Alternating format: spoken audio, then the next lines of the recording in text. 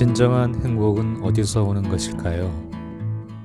서로 사랑한다고 하거나 사랑을 주고받는다고 하는 사람들을 보면 과연 진정성이 담겨 있을까 의문이 들 때가 있습니다. 부모와 자식 사이, 부부 사이, 연인 사이에서 대부분의 사람들이 진정으로 원하는 것은 자신의 부족한 결핍을 채워주는 것이라는 사실을 알 수 있습니다. 부족한 것을 채워줄 수 있는 사람에게서 위안을 얻고자 하면 그 사람이 그것을 채워줄 수 없을 때는 고통스럽게 느껴지게 됩니다. 결핍이 채워지게 되면 행복할 것이라 생각하겠지만 설령 채워진다고 해도 밑 빠진 독에 물 붓기처럼 채우기 위한 욕심은 끝이 없습니다. 반면 원했던 것이 채워지지 않으면 실망과 그로 인한 분노로 인해 상대방을 대하기 일쑤입니다. 이처럼 조건적으로 무언가를 상대방에게 바라는 것은 진정한 사랑이 아닙니다. 예를 들어 자식이 좋은 대학, 좋은 직장에 들어가기를 바라는 것을 싫어하는 부모가 없습니다. 그것이 잘못되었다기보다는 그러한 곳에 들어가지 못하면 큰일인 것처럼 불안해하는 부모들이 문제인 것입니다.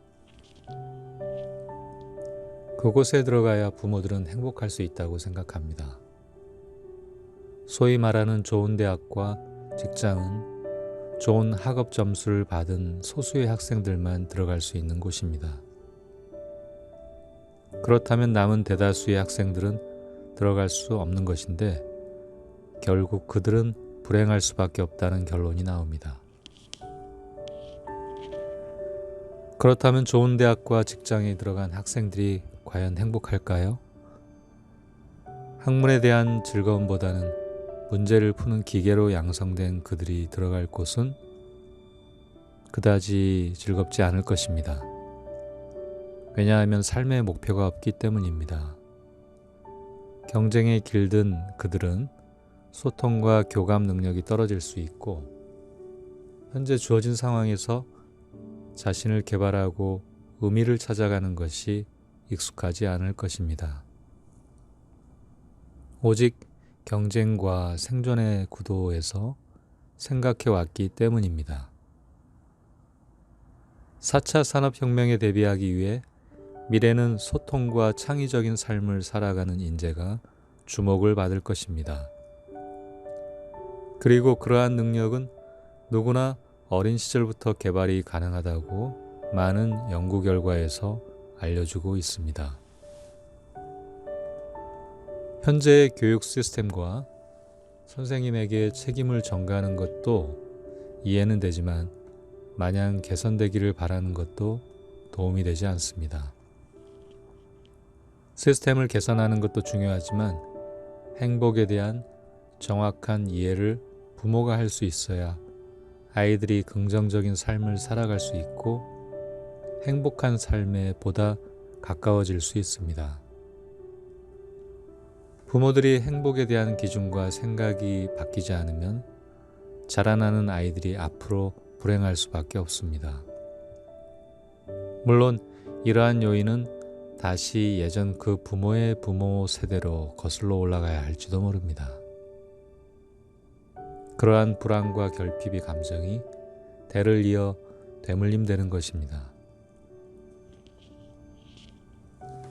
경쟁 속에서 언제든지 뒤처질 수 있다는 불안감은 익숙한 감정이 되어 무의식에 저장됩니다. 따라서 평소에 자신이 불행하다는 감정이 불쑥 튀어나오면서 행복한 면을 바라보지 못하는 상황이 전개됩니다. 그리고 누적된 피로와 성과를 내지 못하는 상황에서의 자책으로 정신은 병들어가는 것입니다. 부모가 행복해야 자식도 행복할 수 있습니다. 부모가 행복할 수 없으면 자식이 과연 행복할 수 있을까요? 그렇다면 부모는 행복해진다는 것이 무엇이고 무엇을 위해 행복해지길 원하는지 곰곰이 생각해 볼 필요가 있습니다. 돈을 벌어야 행복해진다는 사람들도 있습니다. 자본주의 사회에서 돈은 물론 중요한 수단임에는 틀림없습니다. 돈이 없으면 생활에 필요한 것을 누릴 수가 없기 때문입니다. 누릴 수 있다는 것은 상대적인 표현입니다. 보다 좋은 차, 보다 좋은 집처럼 이미 가지고 있어도 부족하다고 느낄 수 있습니다. 그리고 없다면 불편하다고 느낄 것입니다. 그래도 조금 불편하다고 느껴도 금세 적응을 하고 행복을 느끼는 사람들도 있습니다. 물론 그러한 행복은 서로 위해주고 보듬어주는 공동체 속에서 찾아볼 수 있습니다. 가족 공동체를 예를 들어 볼까요?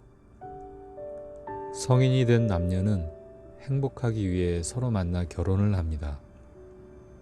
여기서 문제는 행복은 상대방이 줄 수 있을 거라는 믿음에서 생깁니다. 자신이 상대방에게 조건 없이 줄 수 있는 행복이 아닌 상대방에서 얻고자 하는 이기심에서 갈등의 씨앗이 생겨나는 것입니다.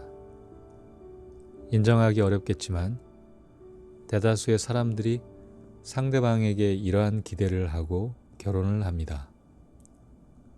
그리고 상대방이 그 기대를 저버렸을 때 불행하다고 느끼고 그 불행하다는 감정은 고스란히 자식에게 전이가 됩니다. 이런 것을 생각해 보면 얼마나 결혼의 의미를 알고 있는지 되새겨 보여야 합니다. 결혼은 서로 부족한 남녀가 만나서 원석처럼 다듬어지지 않은 서로를 바라보며 상대방을 보석으로 만들어주는 언약이라고 보아야 합니다. 부부는 투자한 만큼 받으려고 애를 쓰는 것이 아니라 조건 없이 주는 마음에서 원석이 보석으로 변하는 것입니다. 그러한 반짝이는 보석은 다시 자식에게 자신도 보석이 될 수 있다는 믿음을 갖게 하고 자존감은 더욱 커지게 합니다. 이런 아이라면 자라서 어떤 환경에서 교육을 받든 무슨 일을 하든 그러한 것은 중요치 않을 것입니다. 왜냐하면 어떤 환경에서도 밝은 면을 찾아낼 수 있는 긍정적인 마음의 근육이 어릴 적부터 만들어졌기 때문입니다. 반짝이는 보석은 상대방을 밝게 비추어주고 투명한 맑은 마음을 갖게 합니다. 여기에는 경쟁과 욕심이 존재하지 않습니다. 무엇이 바르고 바르지 않은 것인지 훤히 드러나기 때문입니다. 사랑은 조건 없이 상대방에게 주면서 상대를 밝고 맑게 비추어주는 것이 특징입니다. 물론 조건에 의해서 강요하거나 넘치게 주는 것이 아니라 스스로 행복한 보석과 같은 사람으로 성장하는 모습을 보여줄 수 있어야 진정한 사랑의 모습이기 때문입니다.